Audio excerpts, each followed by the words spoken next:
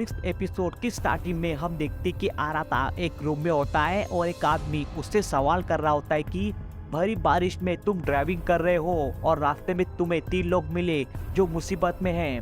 पहला जो बीमार है, दूसरा जो तुम्हारा बेस्ट फ्रेंड है, तीसरा तुम्हारा चाहने वाला है। तो बताओ तुम किसे बचाओगे? तो आराता कहता है कि मुझे सोचने के लिए कुछ सेकंड चाहिए। तो तभी वहां पर यूनो प्रकट होती है और कहती कि तो ठीक है, मैं डिसाइड करती हूँ। और तभी आराता की आँख खुलती है और उसको अगेन पता चलता है कि वो सपना देख रहा था। और तभी उसका फोन बजता है और आराता अपना फोन उठाने की कोशिश करता है, बट उसके हाथ बंधे होने के कारण उसका फोन नीचे गिर जाता है। तभी वहां पर यूनो आती है और उसका फोन उठाती है और उसके फोन पर उसके दोस्त का कॉल आया होता है और वो फोन कट कर देती है। और तभी आराता उसको अगेन पूछता है कि तुम्हें कैसे पता चला कि डेवुस की भी नहीं था और तुमने बेसमेंट में किसी को छुपाया है ना? तो यूनो उसको कुछ भी नहीं बताती है और वहां से चली जाती है।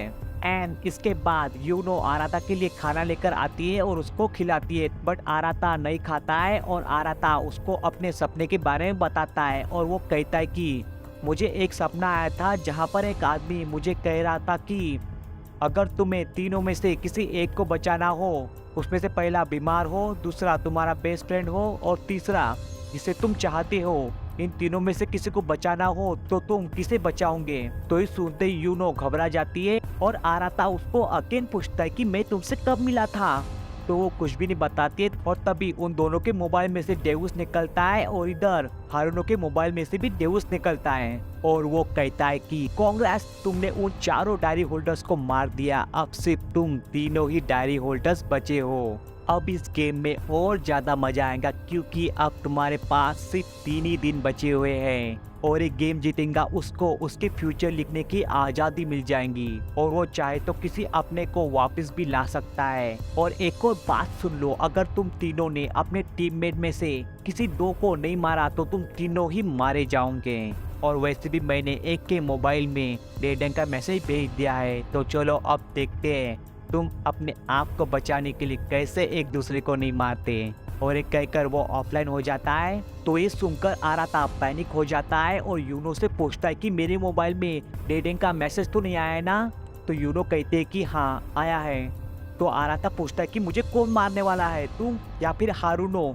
तो यूनो कहती कि मैं तुम्हें कभी नहीं मारूंगी। तो इस सुनकर आराता समझ जाता है कि यूनो ही उसे मार डालेंगी। तो तभी यूनो आराता को बचाने के लिए हारुनो को मारने के लिए निकलती है और तभी आराता उसको रोकता है और कहता है कि प्लीज ऐसा मत करो। तो यूनो उसकी बात को अनदेखा करती है और वहां से निकलने वाली होती है। तभी आराता उसको कहता है कि ठीक है, तुम जितने दिनों से जो सेक्स की चाहत थी आज मैं तुम्हारी पूरी करता हूँ। तो ये सुनकर यूनो खुश होती है और आराता को किस करती है। तभी आराता उसको कहता है कि मेरे हाथ खोल दो।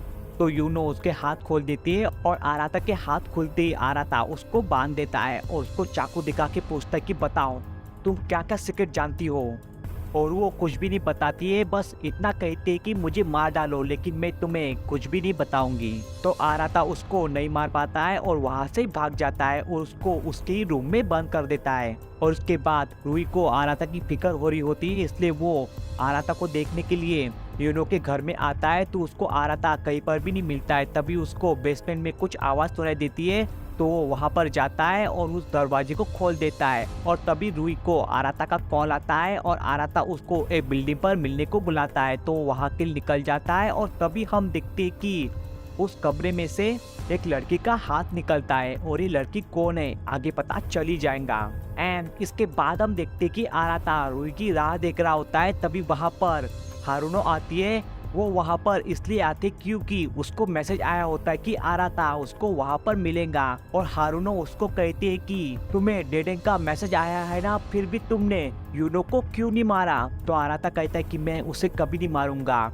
और तभी वहां पर रूई आ जाता है और आराता रूई को अपने डेडन के मैसेज के बारे में बताता है और कहता है कि रूई, अब मुझे सच में लगता है कि मेरे मरने का टाइम आ गया।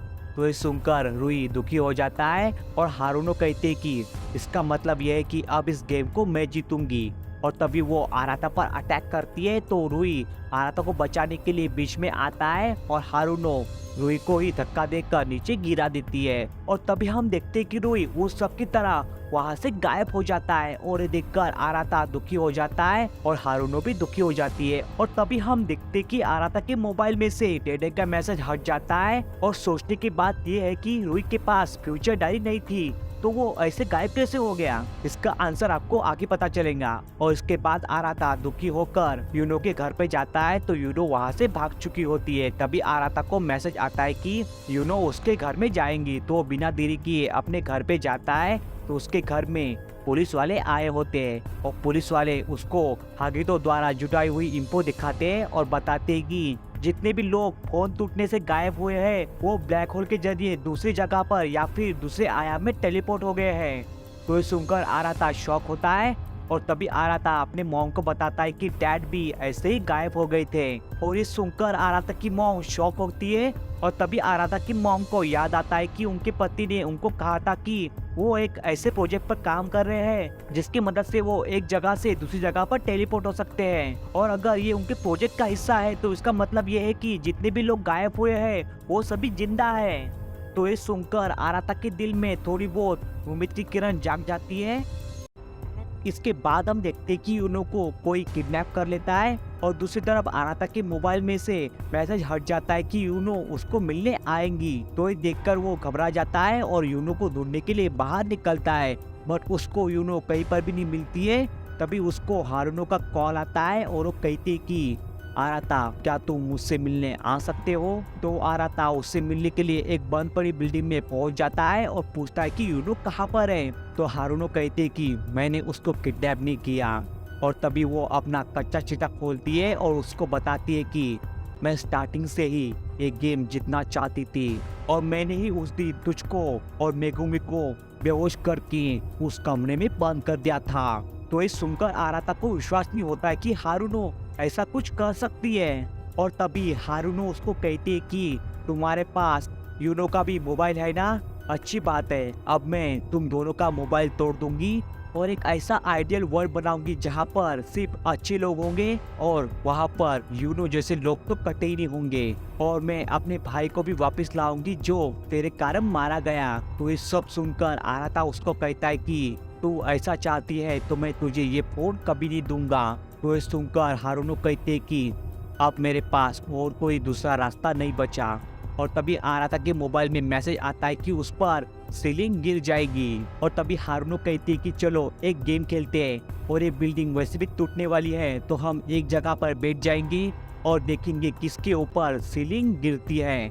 तो आराता मान जाता है और वो दोनों एक जगह पर बैठ जाते हैं। और तभी आराता उसको सवाल करता है कि एक तूफान बारिश में तुम कार चला रही हो और तुम्हें रास्ते में 3 लोग मिले जिसमें से पहला बीमार हो, दूसरा तुम्हारा बेस्ट फ्रेंड हो और तीसरा तुम्हारा चाहने वाला हो, तो तुम किसे बचाओगी? तो हारुनो कहती है कि मैं किसी को नहीं बचाऊंगी और उस तूफान से खुद को बचाकर वहां से भाग जाऊंगी। तो हारुनो के मुंह से ये आंसर सुनकर आराता डिसअपॉइंट होता है और वो कहता है कि अगर मैं होता तो मैं उन सबको बचाता और वैसा ही मैं करूंगा ये गेम जीत कर। और मैं ये गेम जीतूंगा और जितने भी लोग गायब हुए हैं उन सबको वापस लाऊंगा। तो हारुनो कहते हैं कि तुम्हें ये गेम जीतने के लिए यूनो का मोबाइल भी तोड़ना पड़ेगा।